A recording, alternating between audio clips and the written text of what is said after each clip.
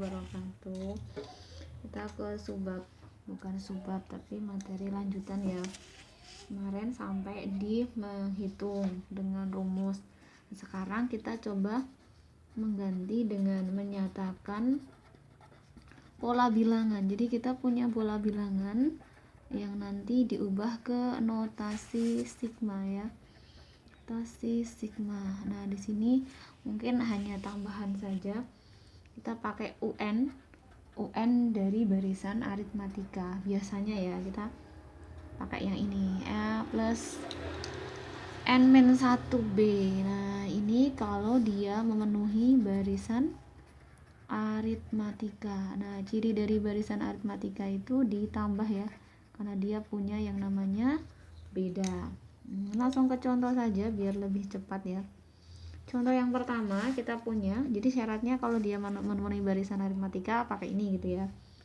Ada 4, 7, 10, 13 dan seterusnya sampai 49. Nah, ini jelas dia ditambah 3, ditambah 3, ditambah 3. Otomatis dia memenuhi barisan aritmatika BA ya. Barisan aritmatika. Berarti langsung kita cari rumus UN-nya, A plus N-1B. A-nya itu apa? Ini yang paling depan itu A, yang ini B ya. Yang ditambah itu B-nya. 4 ditambah N-nya tetap N karena mau kita buat rumus. 4 ditambah 3N min 3 ketemu 3N plus 1. Nah, ini yang akan muncul di belakang sigma. Jadi pola yang akan muncul di belakang sigma. Jadi di sini kalau kita pakai K-nya 1 berarti 3 itu menjadi 3K plus 1.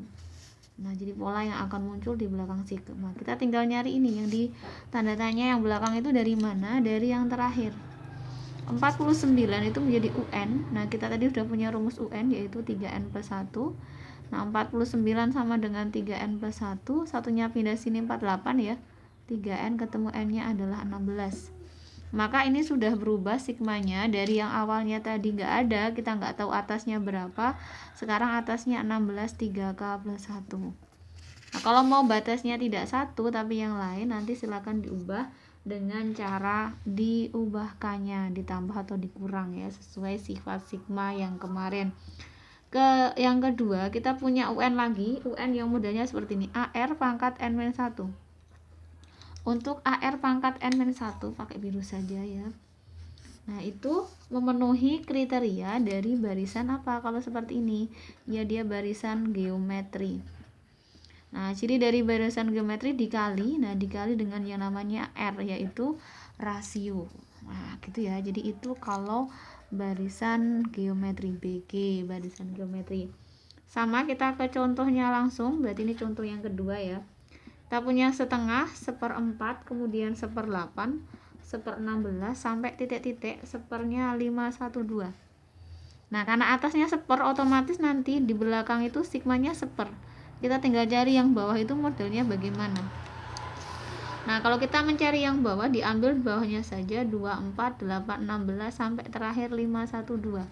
Dari polanya ini dikali 2 ya, dikali 2, dikali 2 dan seterusnya, berarti dia memenuhi kriteria barisan geometri. Kita cari UN dari barisan geometri AR pangkat N-1. A-nya siapa? Ini A, ini R.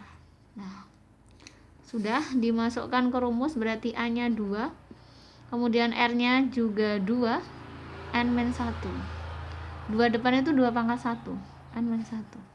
Pangkatnya ditambah 1, ini min 1 habis ya. Berarti sigma di belakang nanti kalau pakai K itu 2 pangkat K. Loh, kalau digabungkan dengan sigma yang ini, oh ini dicari dulu ya. Dua ini ya. Nah, ini dari sini dari UN sama dengan 512. UN tadi 2 pangkat N 512. 2 pangkat berapa biar 512? Itu 2 pangkat 7. Oh, berarti N-nya 7.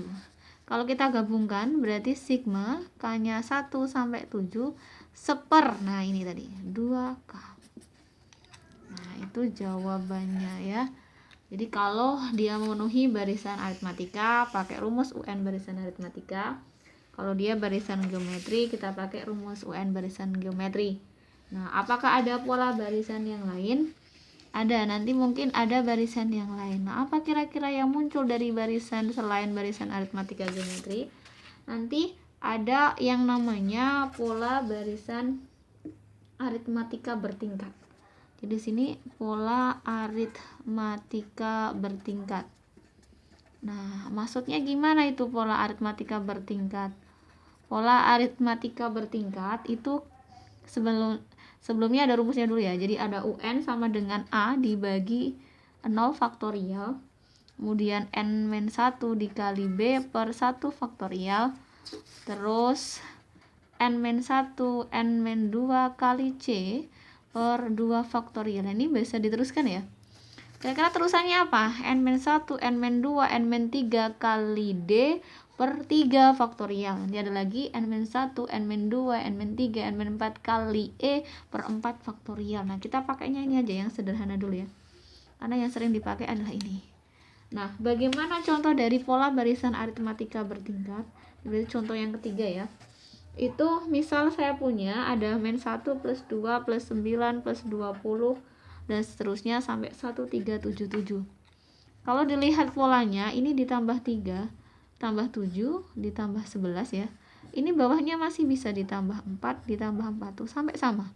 Kalau masih ada lagi berarti masih lama ya. Jadi tergantung dia sampai mentoknya itu sampai sama. Kalau udah sama seperti ini berarti ini jadi A, ini jadi B, ini jadi C. Kalau ada lagi berarti nanti ada yang jadi D ataupun jadi E.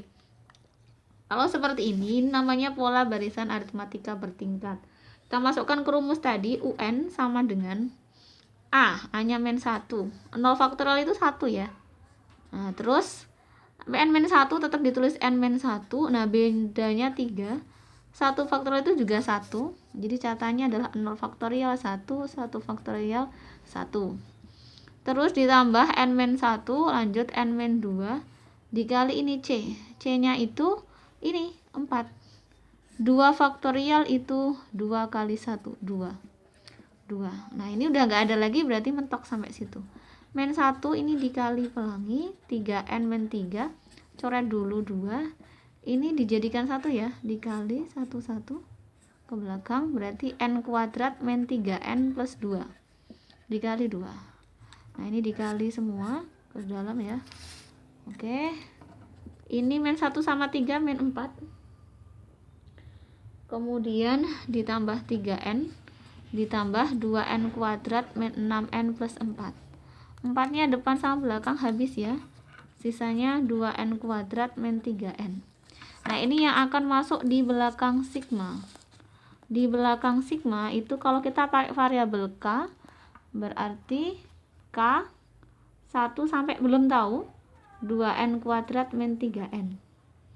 Gitu ya. Nah, ini kalau kita ganti K berarti ini jadi K. Tuh, gitu. Kita cari nggak taunya itu dari angka yang paling akhir yaitu 1377. Itu menjadi UN. UN 1377 dimasukkan apa namanya UN-nya ya. Dimasukkan rumus UN-nya. UN-nya tadi adalah 2N kuadrat -3N sama dengan 1377. Nah, ini kalau kita pindah ke kiri semua 1377 sama dengan 0 faktor ya. Pakai pengfaktoran. Oke, nah ini kalau kita faktorkan 2N. Ini ada 27 kali 51. Ini min, sini plus. Nah, diperoleh disama dengan K0, 2N. Oh, ini N ya, maaf. Min 27, 0. Nah, ini nggak mungkin karena negatif ya. N itu nggak boleh negatif, berarti TM. Yang ini N-nya sama dengan 27. Tuh, ketemu. Berarti tadi berubah.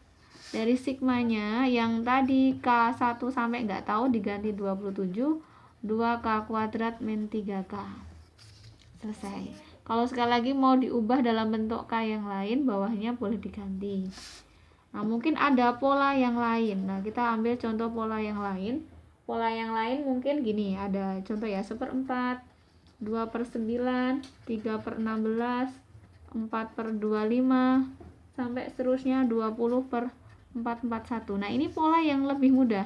Karena 1, 2, 3, oh berarti nanti bentuknya pecahan, atasnya 1 udah urut, berarti K. Ini 2 kuadrat, 3 kuadrat, 4 kuadrat, dan seterusnya. Kalau harus mulainya 1, ini 2, berarti K ditambah 1. Itu kan 2. Harus kuadrat, berarti kuadrat ada sigma.